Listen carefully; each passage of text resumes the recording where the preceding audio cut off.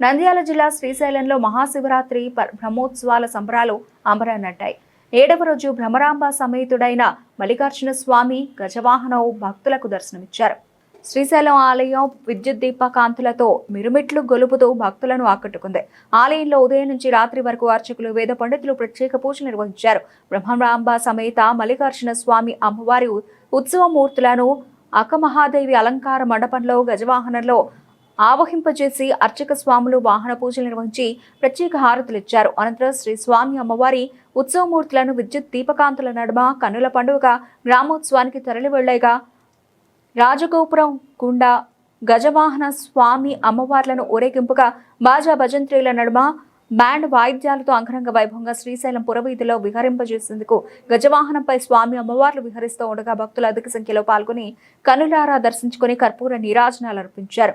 ఉత్సవమూర్తుల ముందు కళాకారుల ఆటపాటలు, కోలాటాలు, కేరళ వాయిద్యాలు, కేరళ చంటిమేళం, కొమ్ముకోయ నృత్యం, కేరళ చంటిమేళం నృత్యాలు భక్తులను ఎంతగానో ఆకట్టుకున్నాయి. ఈ వాహన సేవ పూజా కార్యక్రమంలో నంద్యాల జిల్లా కలెక్టర్ రాజకుమారి ఘనియా, అలాగే చైర్మన్ రమేష్ నాయుడు, దేవస్థానం ఈవో శ్రీనివాసరావు దంపతులు, ట్రస్ట్ బోర్డు మెంబర్లు పెద్ద ఎత్తున భక్తులు పాల్గొన్నారు.